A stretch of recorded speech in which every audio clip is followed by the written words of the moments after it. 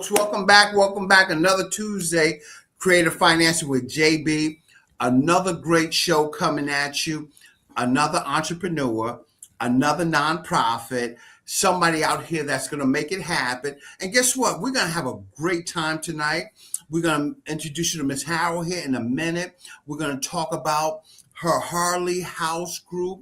We're going to find out what that's all about. But folks, as I tell you every week, everybody out here is making moves, and don't get left behind with it, because guess what? It just means more times passing you by, as you should have it in your mind now that we're going to make a difference. We're going to excel in this growth that we have out here. And without further ado, I'm so thankful. Ms. Howard, can you give them a little introduction about yourself before we just go ahead and start the show? Hey, yes, thank you. Thank you. Good evening, everyone. Good evening. It is a pleasure to be here. My name is Onika Harold. I am the founder and CEO of the Harley's House Group. We are a nonprofit personal assistance services agency, so nonprofit home health care agency. I am originally from the Caribbean. Yes, I am an island girl till I die. We're just talking about sports teams. I moved to New York when I first moved to America, so I'm loyal to the Knicks. Go Knicks. Jalen Brunson is the best. Yay. Same broom. So just really happy to be here. Happy to chop it up. Thank you guys for having me. Right. And it's so nice. Tell us a little bit about the Harley house, and how did that start, and what was the thought behind that? So the Harley's House, as I mentioned earlier, is a nonprofit. I am a firm believer, and I could be wrong, but this is my belief and I'm entitled to it, that any organization that is providing care to people should be nonprofit. Here's why I say that.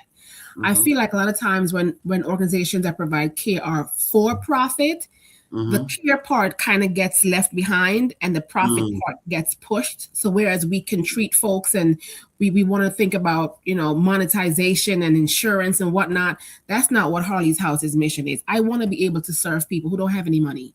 So that's why I'm out here grinding, trying to get grant funding so we can serve folks who don't have money, because yes, insurances do pay for personal assistance care, for in-home health care, but it doesn't always cover everything.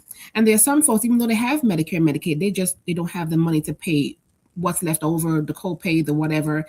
And they shouldn't, your dignity and how well you live should not be determined by how much money you have. I strongly believe that. Now, I'm from the Caribbean. When I was growing up, I don't know about now, because I've left the Caribbean 20-something years now. So when I was growing up there, we didn't put our old people in homes, right? We took care of them at home. So, and I had older parents. My mom had me when she was 49. So I've had older parents my entire life. And so, I have a soft spot in my heart for older folks. Kids, not really. Older folks, kids, I can't whoop them, and they talk back, and I can't deal with it. Older folks, they have earned the right to speak their mind, and I love it. I get along just well with them. And so Harley's House came from, I had a co-founder, didn't work out, but she really had the idea for a foster care, like a foster care respite. I wasn't really into that because, again, children, and I don't want to deal with that. So Harley's House was just a natural transition for me, being from the Caribbean, being from a background of older parents, being from, caring for folks in your own home, in your own communities. It's very important that we keep our elders and keep their knowledge and keep them strong and rooted in their own communities. Because, as a younger person now who is eventually going to age, hopefully by the grace of God, I invested a lot of money in my house. It's the way I want it to be. I pay this mortgage on time, like clockwork, every month. And so I want to stay here. I like my house. So if I can age in place, that would be perfect. So that was the premise. That was the vision, to help these folks in the community stay in their community, stay in the comfort of their own homes, because everyone does not need to be in a nursing home. That's the first thing. And it's expensive to be there, and it's a strain on the healthcare system. I was doing some research not too long ago for something else I was doing, and I think there were over 80,000 citations last year for nursing home, and half of them are for neglect. So if you're paying all this money to be put somewhere, and half the time it's going to be neglected, and the bed sores and the whatnot and the lawsuits, why not just have somebody come into your own home and do it? And also, it takes some strain off the healthcare system, because whereas someone who does not need that residential inpatient run-the-clock care can stay home and leaves a bed for someone who does, because there are folks who really do need to be in those homes. Not everybody does. So if I can keep you home, give you the help you need, and leave that bed for somebody else and reduce the strain on the system, I think it's a win-win for everybody. Wow. And that's awesome. I think that we deserve, after we done worked 30 years or 40 and we paid for our home, to have that peace that we need instead of going into like a corporate, I call it, environment. With strangers, with a bunch of strangers, right? And strangers taking, I mean, yeah, I just think it's better for everyone for you to just age in place, if you can, age in place at home until the Lord's ready to call you home. That's right. And question is, how do you define supportive care beyond just the medical aspect? Wonderful question. Care is whole person. It's not just medical, right? So we've been seeing a lot of, because my day job is working in the behavioral health sphere with folks who have substance use disorders, mental health challenges. We're seeing more and more, ever since COVID, an increase in isolation amongst the older population. That increase leads to increased drug usage, so alcohol, illicit drugs, because they're lonely and folks aren't coming around and they're by themselves and they're isolated. So it is a whole person thing. So we're not just thinking about helping you wash some dishes or helping you, to go to the bathroom and whatnot. We're thinking about you as a whole person. What do you need? So what makes us unique is that on my team, I have a doctor. She is a master clinical social worker. She has lots of letters behind her name. I don't have that many. She has a whole bunch. And she does that cycle piece, right? She therapizes you. It's not a word, but it's a good one. It should be one. She does the therapy portion. And then we also connect you, because of my day job and who I'm connected to. We also connect you to supports if you need that extra help in terms of substance use or mental health, or you need a therapist. So we position that as well. So we don't only deal with the physical. We want you to be well overall, holistically. And that's so important, just not to think of the medical aspect of it, changing bandages or, providing that back support and stuff like that, but really caring. And, people got to love what they're doing when they're caring for people, because it's almost like, to me, it's almost like cooking. You can tell somebody that love to cook and somebody that cook. Great point. These professions, these social work, behavioral health type professions, for anybody out there listening, let me just tell you, you're not going to get rich. You're not going to get rich. It is not a profession for you to get rich.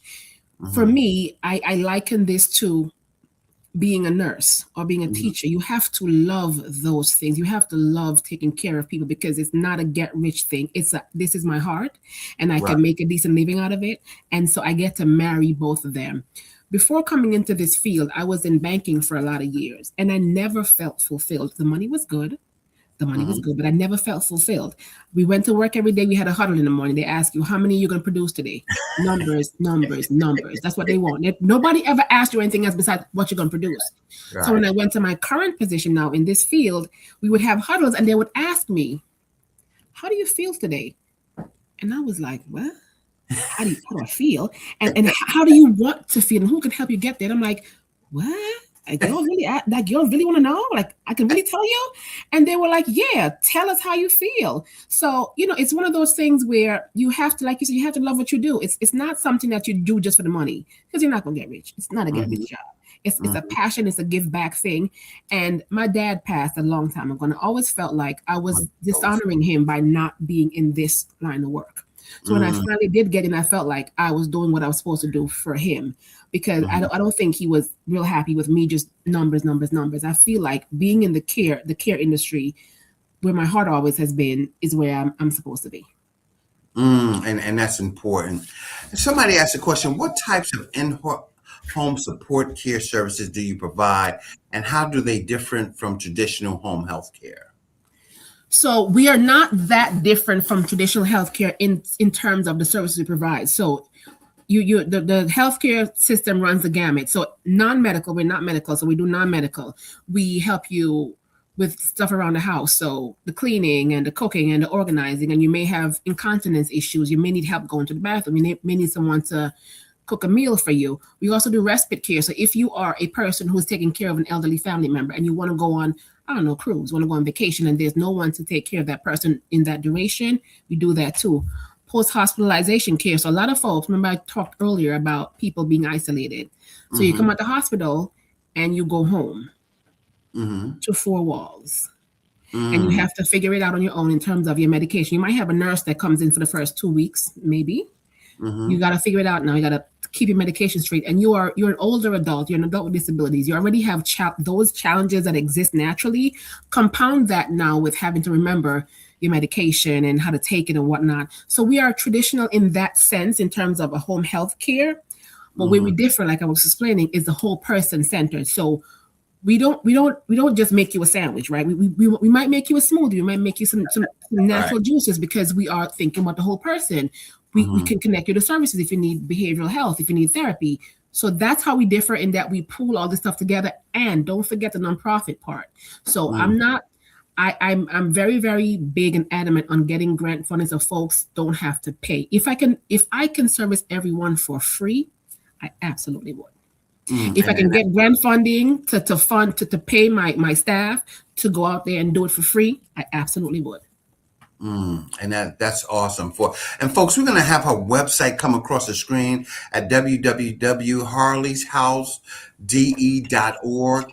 It's going to come up.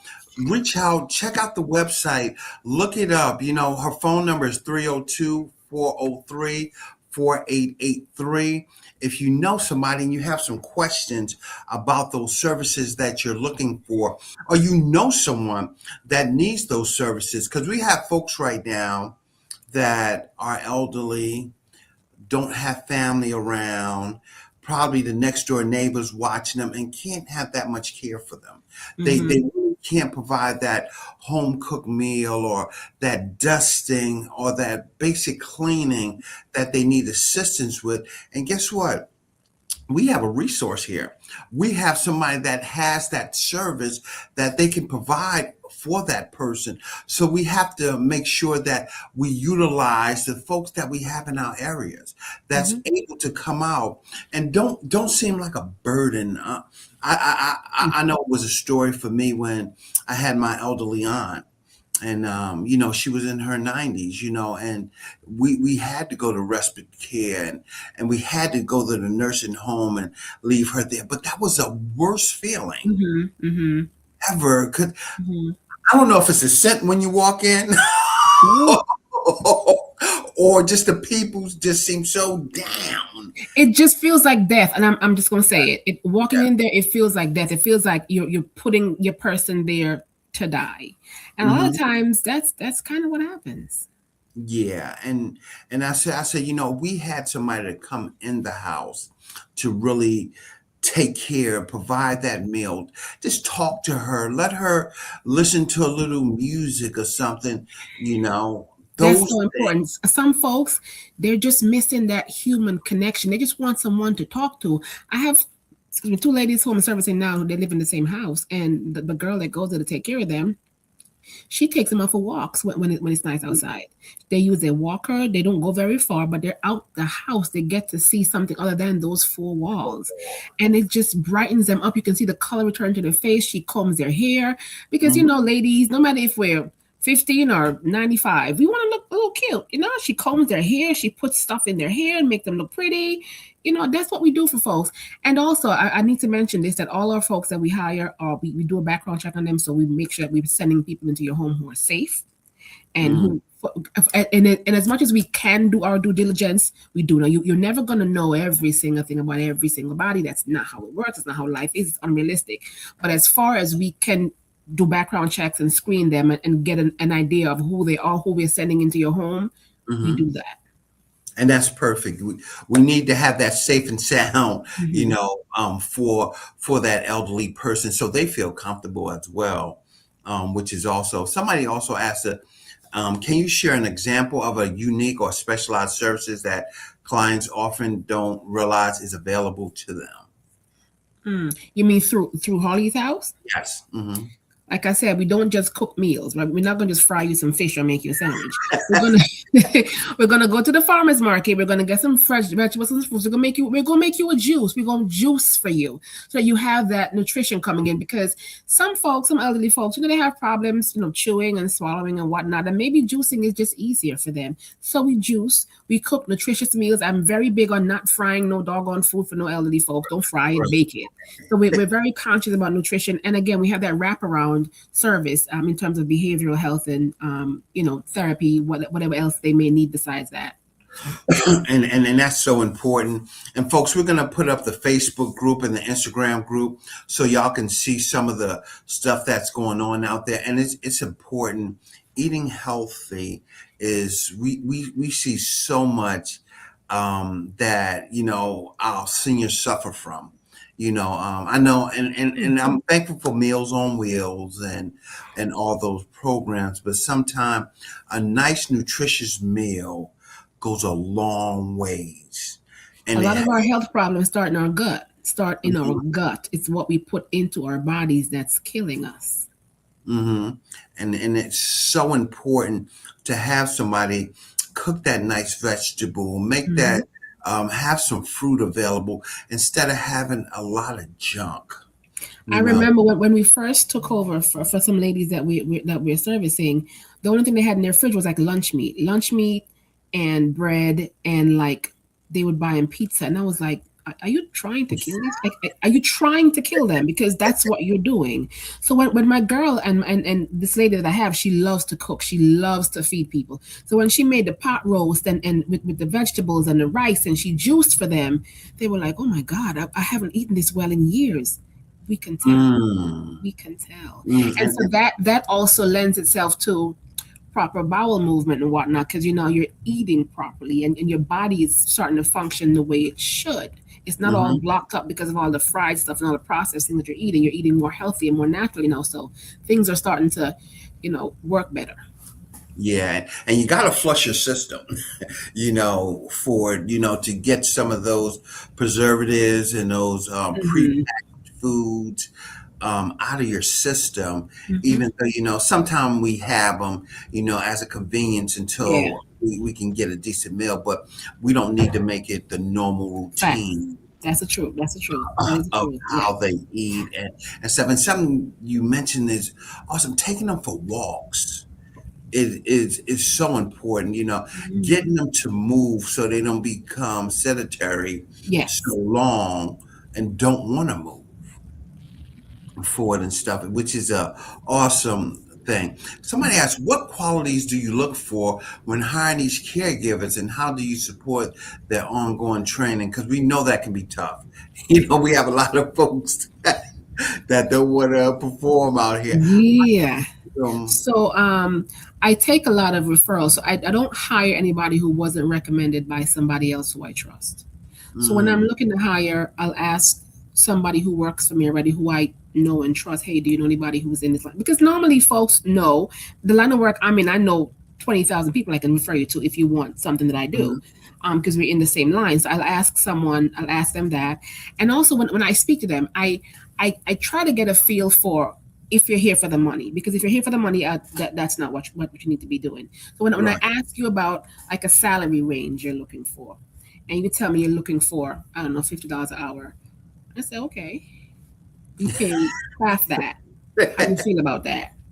And if they hesitate or their body language, I don't interview digitally. I don't interview online because I want to see you. I want to read your body language. So I'm interviewing you in person. If we got to reschedule 5 times to accommodate your schedule, we're gonna reschedule because I want to interview you in person.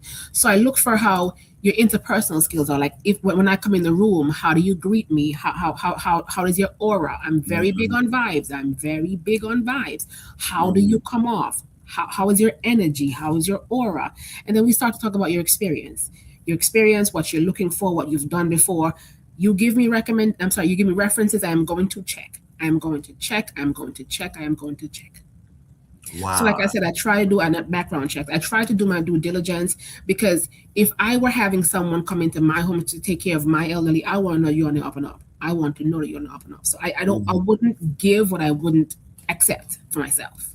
Right. And that's so important to be able to do. And that's a hard job to figure out what somebody done did. And it's really takes some time to really see if they're able to perform. You don't want Mhm. somebody coming in sitting on the people's couch and just Right. watching their TV and Well, you you know what? Let me just say this. I have not, knock on wood, whatever, I have not had a terrible experience. Now, I've had people who are lazy and who don't really want to work, but they show up and they do the job. They may not do it with gusto, but they show right. up and they're present and they do what they need to do. Now, I also have people who love what they do. You could tell.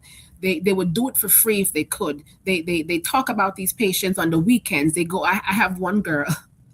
Yeah. She works Monday to Friday, and she would go on the weekends. If there's a storm coming, she would go check on them, make sure they have something to eat, make sure they have water, make sure they have batteries in their flashlight.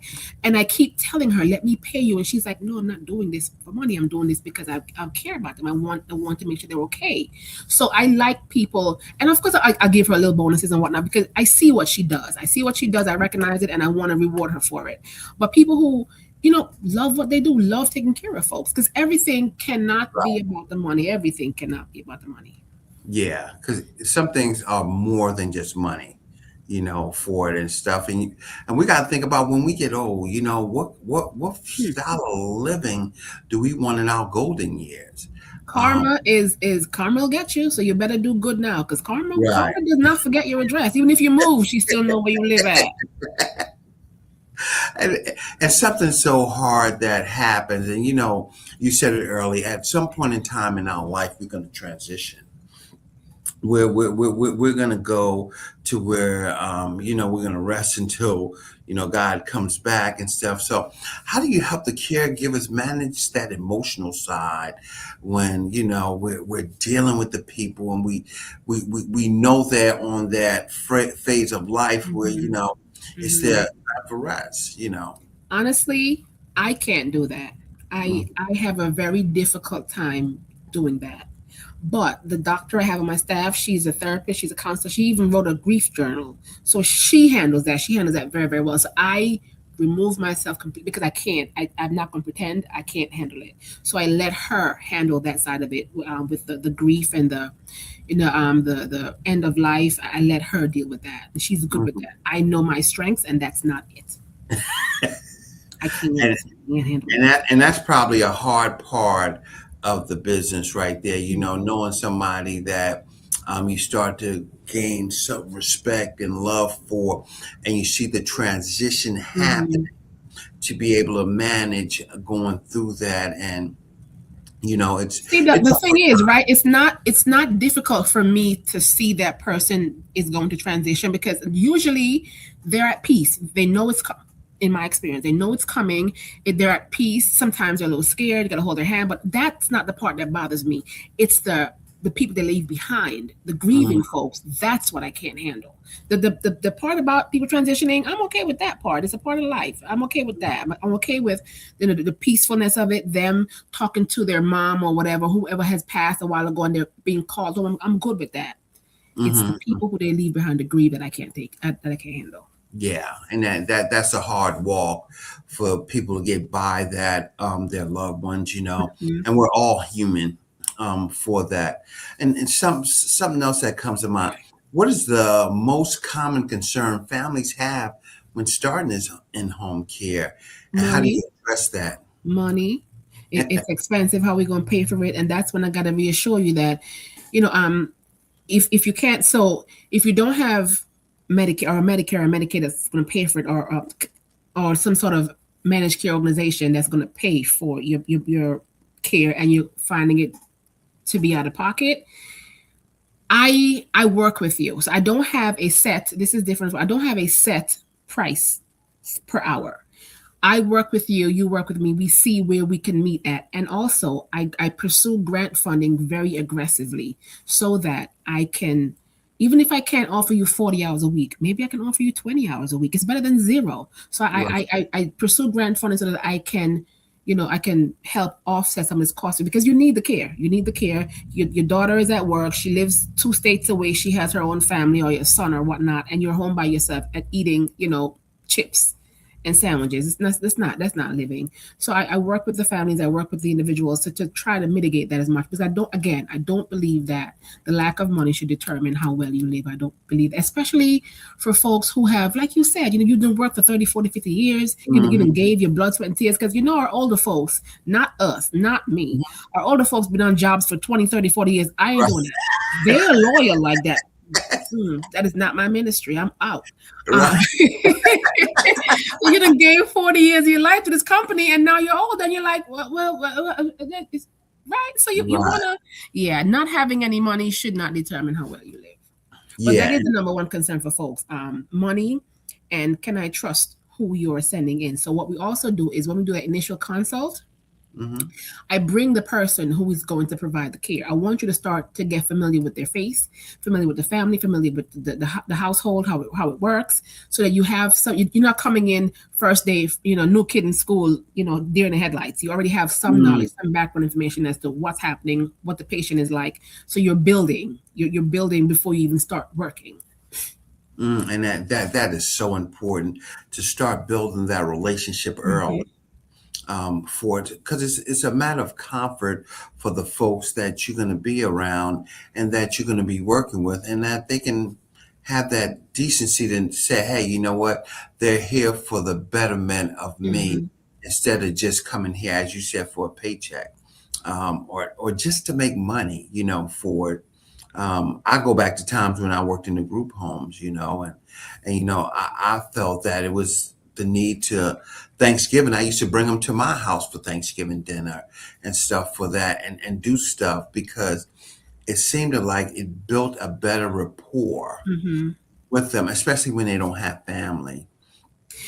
I learned a long time ago that life is like a BLT, right? Not the sandwich, but B is belief. People have to believe in you. They have to like you, and they have to trust you. If one of those factors is missing, you're going to have a hard road. So I go to every single initial consult, because I want you to know that I am holding myself personally accountable and responsible for the care of your loved one. I give you my phone number. So if at any time, if I'm out of the country, I may not answer because I ain't got no Wi-Fi. But if at any time you feel like something is off, something don't feel right, please call me. I'm on it. Call me, because I'm taking your money. You're entrusting me with the care of your loved one. I am personally responsible. I am. And that's important. Someone said, can you share a story that illustrates the difference between in-house home care can make for a person, of that, where it's just different from just somebody that's coming to show up?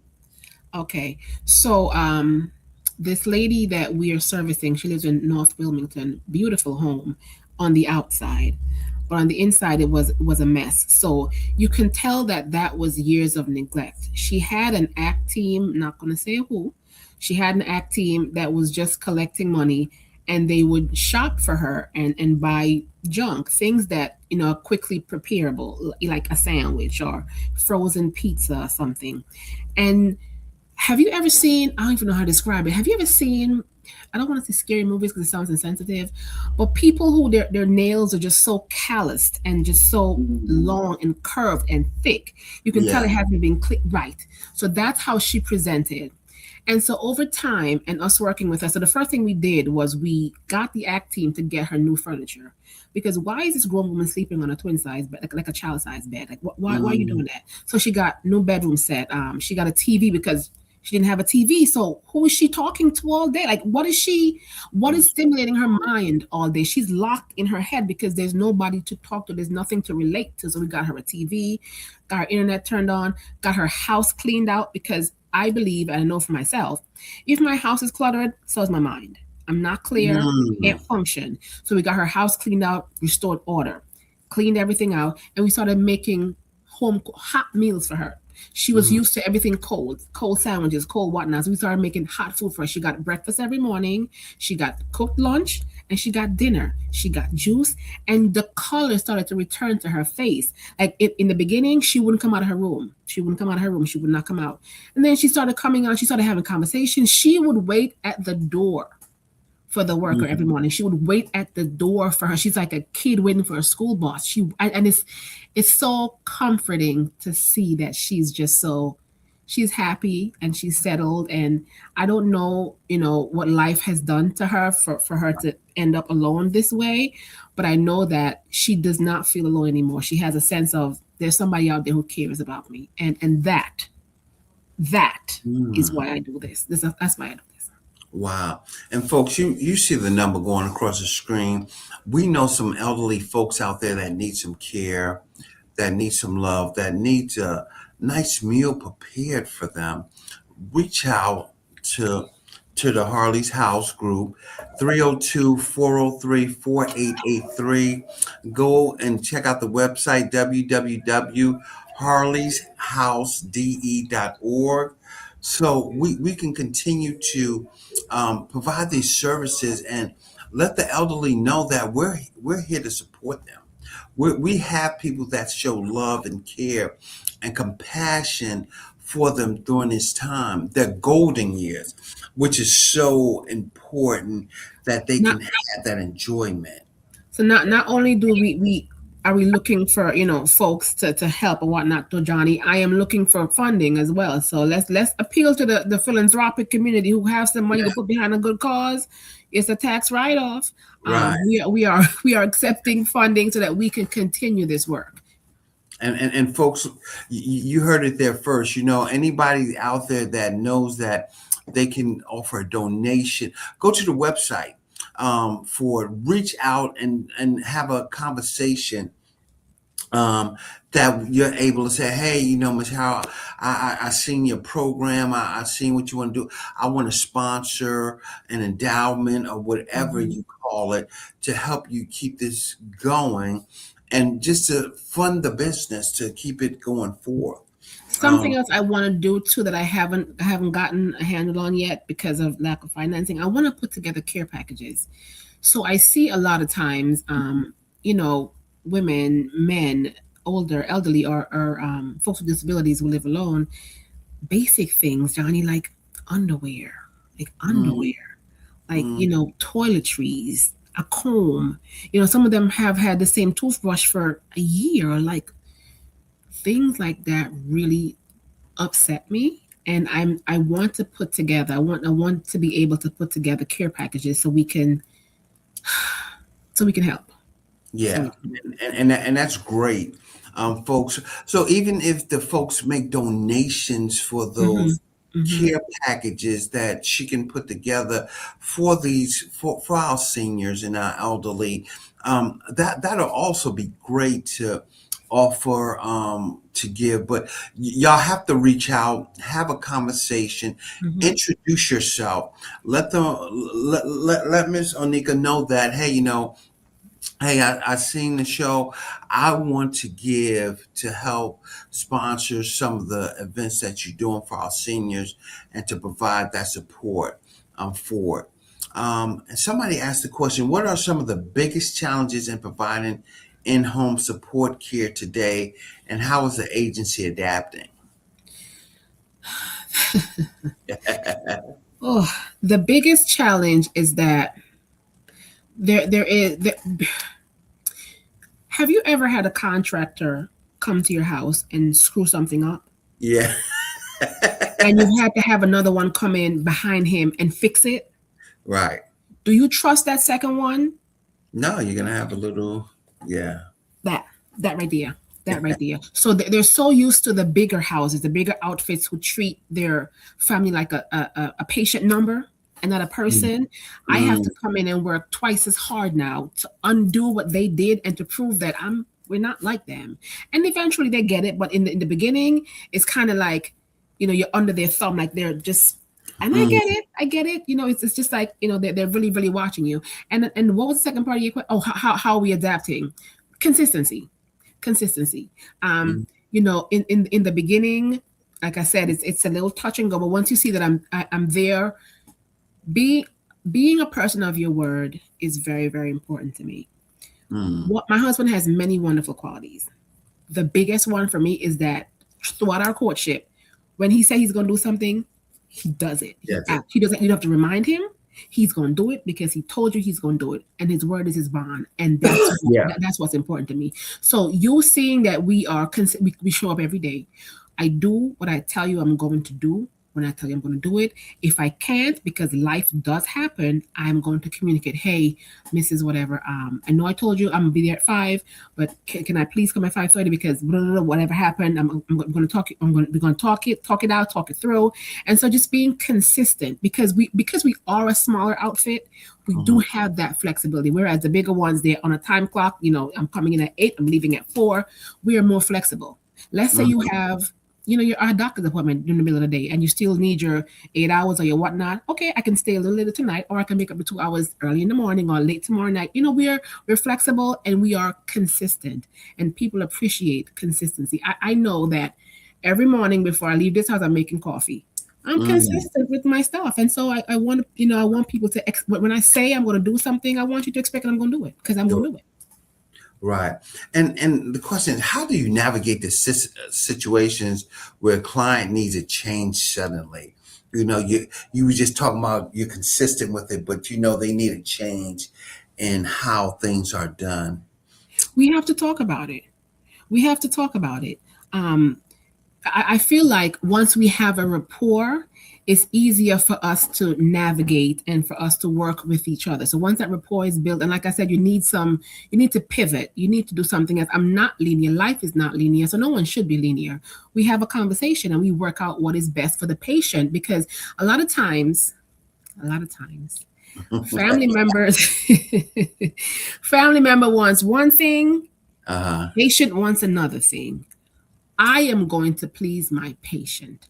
I'm not saying I'm going to exclude the family, but I'm going to stress the fact that, listen, this is what your mom wants. This is what she likes. How can we find a middle ground? You can't just be all black and white. That's a fallacy. Life is a million different shades of gray. So we have to talk it out. We have to have a conversation and come to some sort of middle ground. I've never had a situation where it's been difficult or impossible to do. Yes, it's been, you have to work around some nuances and whatnot, but it's been workable because you see that I'm really here for your family. I'm really here for their care. And so I'm not just selling you a bag of goods. I'm not selling you a pig in a blanket. I'm really here because I want to give them the best care possible. And I feel like we can do that. Right. And forward and see the need that person wants. Do you ever feel that sometimes it's a challenge to have that middle ground with the yes, I feel. You know what? I never say something controversial, but that's just me. I'm going to say some of mine. I feel like the more education the family member has, the more difficult they are, because we go to school, we have all these master's degrees and doctoral degrees, and we feel like we know it all. And mom is just like, this fool. That's not what I want. I done told you 10 times that that's not what I want. And I know what mom wants to say, but she ain't gonna say it. She gonna tell me.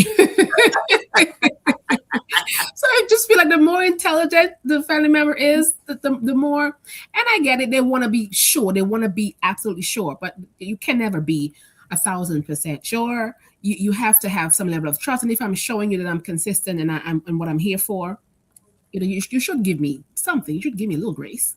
Yeah. It should make a difference of how it is, and that is true. Sometimes we let our education get in the way of our normal. Who are you telling? In the way of common sense, because I have a son. Let me tell you about my son. My son he is the smartest little guy you'll ever meet. He's 12. He's very intelligent. He ain't got a lick of common sense. He ain't got a lick of common sense. He can write an essay. He can work AI. He fixes things. He's very, very intelligent. He ain't got no common sense. And that is so important that we have that compassion for our elderly, for it. And, sometimes they want to do what they want to do. And you have to give that grace. I want that banana instead of eating those string beans right now. Let me eat that banana. Banana. Let me tell you about my daddy. Rest his soul. He was a pastor child. He was a hot mess. My dad had high blood pressure, the sugars, all the things. And he would not stop eating fried chicken. So I would bake the chicken for him. I would bake it for him. And when I'd leave it at his house and I'd go home, he would have the neighbor go buy him fried chicken. And I'm like, I threatened the neighbor too. I told him I was going to put a belt to his behind too. They don't care. They know I ain't really going to do it. So he. And after I've said my piece and I've done what I gotta do, if you want to speed up the meeting between you and Jesus by eating this fried chicken, right. It's worth it. You know what you have it. You go get. I'm not buying it. You go get fried chicken. Right. It's just the love of what they want at that time. At a certain point, at a certain age, there's no you can't change their mind. They're stubborn. You can't change it. They're gonna get it. They're gonna find a way to get what they want, to get the candy, to get the soda pop. Yeah. we could just try to control it. Yes. So I had to eventually start to bargain. Okay, if you eat good for 6 days, I will give you a piece of fried chicken on Sunday. Can we just do that? And somebody asked a question, how do you collaborate with local healthcare providers, community organizations, or support groups? So Harley's House is still relatively new as well. So we're trying to establish relationships with different community providers. So I've found that in the state of Delaware, and again, controversial because I'm going to speak my mind, there are a lot of organizations who are seeking grant funding, and they're the pots are limited. So everybody's dipping in these pots, and they're all all these silos. So you don't know what you don't know. And a lot of times people are unwilling to collaborate with you because collaborating with you means that another hand is going into that pot that I'm trying to go into too. Sure. So, because of where I work and who I'm exposed to, I do get exposed to different opportunities. So I try to take advantage of those. Community organizations who can help my cause, I try to link up with, because we can do, again, everything is not about the money. We can do things in kind. Maybe I have a space that you can use, and I can give you a couple hours of something else. Maybe I can help you write in for a grant, and you can do something else for me. So that's what I offer. Like, I want to work with you, not necessarily around anything financial, because people get funny about that kind of stuff. But can we barter? Can we go back to the day that we traded? I do for you, you do for me, and when we help expand each other's business. I advertise for you, you advertise for me. Like I have a friend who has not a nonprofit. She has an LLC. But when I'm going out handing out my flyers, I hand out hers too. It doesn't take anything from me. I'm helping you, and when you go out, you do the same too. If she knows about a vending event, she'll tell me. I'll tell her. So that's how I try to collaborate with community organizations. I'm still trying to, like I said, get grant funding and whatnot, but we're on the right path.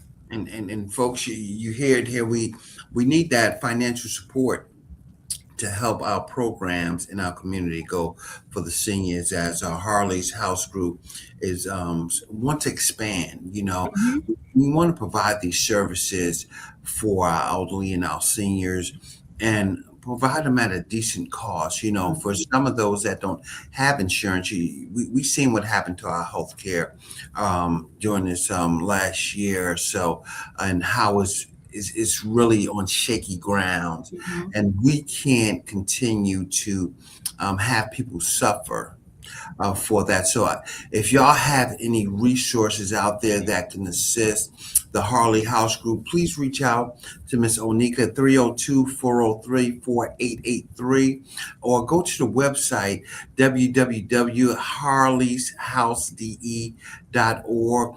Look at the work that's going on Facebook or the Instagram, and just see what they're doing out here in the community. And if it's relevant to what you believe in, support it, donate.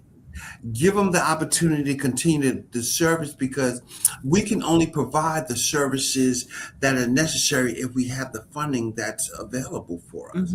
And how do we get that? But besides to reach out in our communities for it.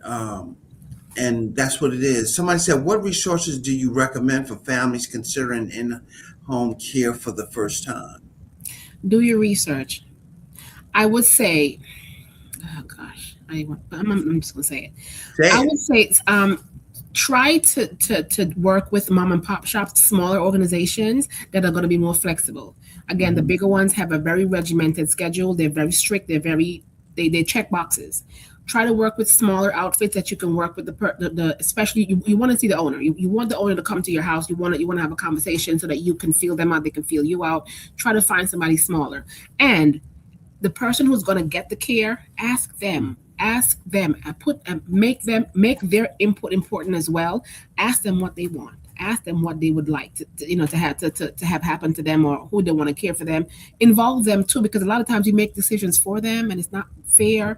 Involve them in the process. So I'd say two things. I'd say one, find a smaller outfit, and two, involve your elderly in their own care. Yeah, and that's important. You got to do your homework. So we don't come up with some mishap or news article or a news story of somebody that has got hurt, they got injured, or even faced death because we did not do that work.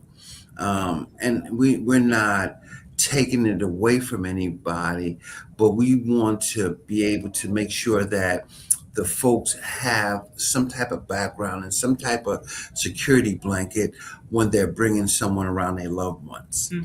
That's going to provide the care that they need over and over and over again. And older folks, because they have so much wisdom and because they've been on the earth a while, they pick up on things too. So involving them in their care, maybe you might think the person is wonderful, and they might be like, there's something about that person. Listen to them.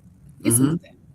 Yeah, and I had a lady when we had a lady one time that took care of my aunt, and she was wonderful. She was the best caregiver we had, but she had a background. And I told the people when they called me and they were asking me, "Hey, did she take care?" I'm like, she was great. She was one of the best caretakers that we ever had for her. If she had something prior, I don't know anything about it. We looked her, we got a referral from somebody, and people can change. Right. Yeah, and people do change, but you have to have, as Miss Onika said, that reference, somebody that's close to them, that works around them, to be able to vouch for them during that time and see that stuff change. And somebody asked, how do you see the in-house support care evolving over the next 5 to 10 years? Wonderful question. I'm in a class. I'm in a small business accelerator class that I go to every Wednesday, and we were just talking about this last week. So the home care industry is like a $20 billion industry and expected to grow by about 10 to $15 billion in the next like 5 to 10 years. So it's a booming industry because there is a need for it. Outside of the money that it stands to make and whatnot, there's a real strain on the healthcare system in America. There's a real strain. Like, America is a first world country operating on the third world rules when it comes to healthcare. There's a strain. So if we can keep people out of nursing homes and leave those beds for folks who really need the beds, the people who need their 24-hour support, why not? It's cheaper. Believe it or not, it's cheaper for the economy to keep those folks who can't stay at home at home. So the industry is growing, it's booming, it's expanding because there is an obvious need for it. Yeah. The in-house care is so good. I know that our nursing homes might get oversaturated with folks, but if we have more businesses like yourself, Anika, that can provide that service inside the home, keep the people at peace around what they're normally used to, I think that's a life-changing story. For them, especially in the later years, for it. So we will see more of this evolving if our healthcare system don't have some corrective action in the near future. Quickly. Expeditiously, as T.I. would say, expeditiously. This needs to happen real quick. Because healthcare is getting expensive. Co-payments and all of that stuff. And our elderly, they have to make decisions now. Being in the financial world and doing mortgages and stuff, I see more people coming to me for reverse mortgages now Mm. because they said, now, I know my home's almost paid off, but I have to make a decision for my health care and my medicine and, just my standard of living Mm. because my Social Security and my retirement's not enough. So imagine this, right?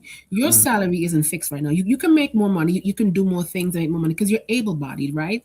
And your insurance premiums and your costs still go up every single renewal year, every year. mm. Imagine that same scenario and your salary is fixed. And remember, yesterday's price is not today's price. So what $100 could get you yesterday, it can't get you the same thing today. So your money is fixed, but everything else is skyrocketing. Yeah, it's hard. It's Right, tough. right, and it's hard to go through when you're going through that. Somebody asked, "What innovations or trends excite you most in the caregiving field? What gives you that energy?" So technology is so I we have iPads that our workers use. They track progress and whatnot, and I can see it in real time. So we have teams, so I can see what they're putting in real time. I can see their notes. Like I can see what's going on. That's exciting for me, and also just being able to keep people home. Just keeping people home.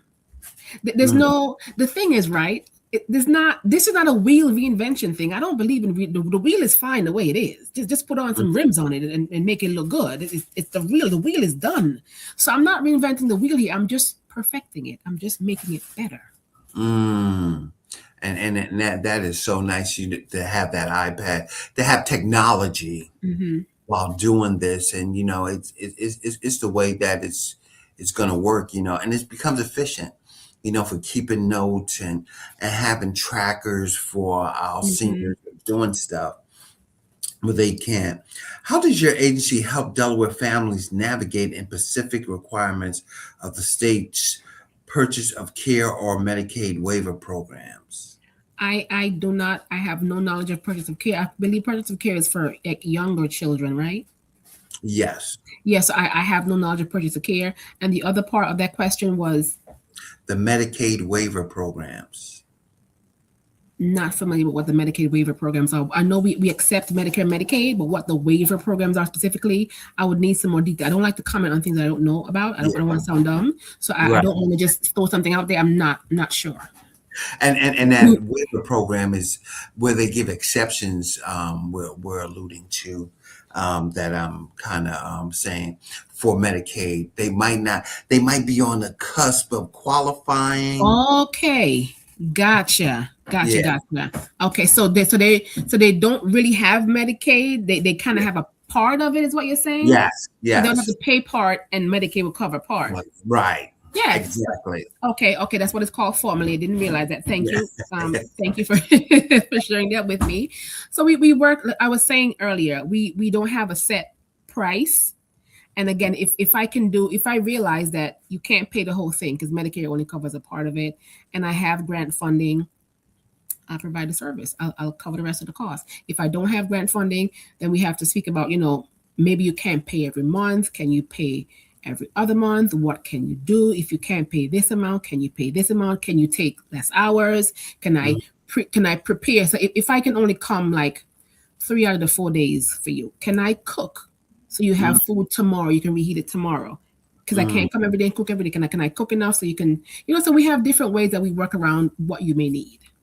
And that is so important to have that flexibility for when the finances is not there and we're stuck between a point of not having the ability to have that service that we need, that we're just knocking on wood that that's going to change where Hmm. services can increase for it and stuff. One of Hmm. our viewers asked the question, what with Delaware's aging population, Hmm. particularly in Sussex and Kent counties, what are the most common challenges local seniors face when trying to age in a place like that and they don't have this? So again, Harley's house is less than a year old. We're just starting out, so we're not in Kent and Sussex yet. But because of my day job, I do have access to information on the Sussex, the rural Kent and Sussex areas, and I would say that would be transportation. There's a transportation issue. There's also a huge, I don't know if a lot of folks know this, but there's a huge foreign population, non-English speaking population in Sussex. And so I feel like if there are challenges, it would be around hiring folks who speak their language. Because being an immigrant myself, we do not trust people, especially in this climate. We don't trust people. People. So if you don't look like me, if you don't sound like me, if someone who I know didn't recommend you, you're not getting in. So again, even though we don't service Sussex, Camp Kent and Sussex, I can tell you that some of their challenges is transportation and a language barrier. And that can be hard, to overcome and see how that's going to happen. And tell us, how can they overcome that? I mean, if they come to Harley's house, will they be able to have some programs to help them with that? So we pride ourselves on being culturally competent, right? So because we're in Newcastle County and we don't have our predominant languages here are English and Spanish. So if we have a Spanish speaking person we have to deal with, I'm going to go into the Spanish community. I'm going to reach out to my contacts and get someone who speaks Spanish because I want you to be comfortable. I don't want you to not be able to communicate your needs and your wants and whatnot. So we do, go into different communities, and for the most part, we try to hire folks from the same community. So you may not be related to Miss Johnnie, down the street, but you may know her granddaughter, you may know her niece or something. So we try to hire from the same community so that there's some level of familiarity. Even if we don't know anybody, we can talk about the fact that that corner store has really great hoagies, or back in the day, that used to be a Kmart down the street. There's something for us to connect on, so it's relevant and we can have conversations. So I try to be culturally competent in who I hire in terms of languages and what they're comfortable speaking, and try to hire from the same, as much as we can, neighborhoods so that, people have some sense of familiarity. And that is so important, to be able to have that cultural connection with our folks out here, especially our seniors, when they only know one way to probably do anything. And they came up one way to do it. And folks, I want to encourage y'all to reach out to Harley's house, 302-403-4883. Have that conversation. Talk about the donations. Talk about events or services she can provide folks. Because, folks, the more people we can get to utilize these services, the better off we're going to be. We don't want to see our seniors just lingering in the house and nowhere to go, nothing to do. As Onika said, the four walls, we wouldn't want that for ourselves. Why would we want to pass that on to somebody else?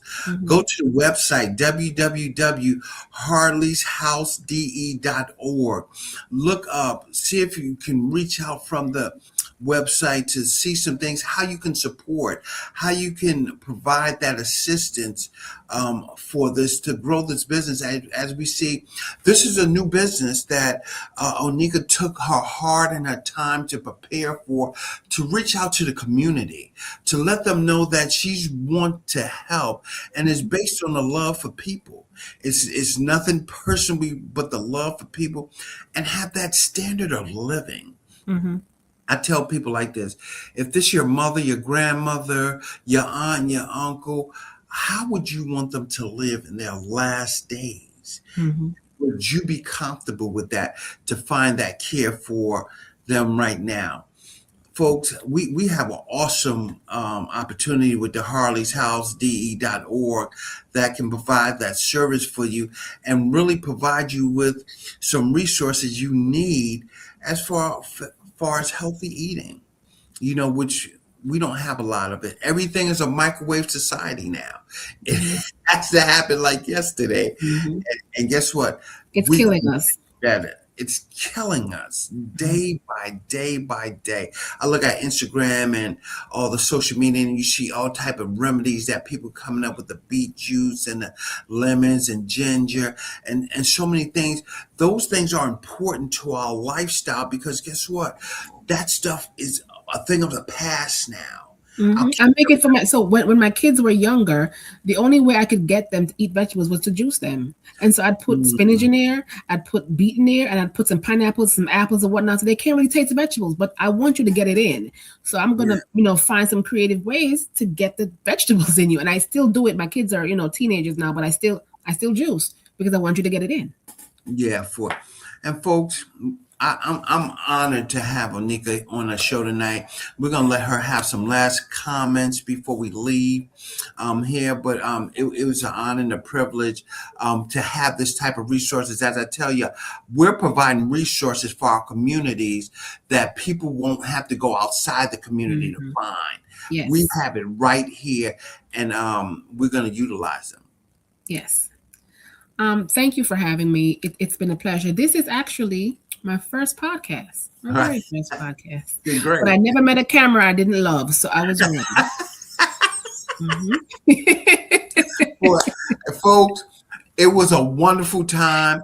As you see, the harleyshousede.org, 302-403-4883. Check us out on Facebook at the Harley's House Group Delaware, or Instagram, the Harley's House Group _DE. Reach out, see what we're doing out here in the community. Pass this on to your seniors, your neighbors, your loved ones, and let them know that we have resources out here to help them as they get through this time in their life, and they need that experience and they need that change. But until next week, this Creative Financing with JB, thank y'all for tuning in, and we will see you again next week.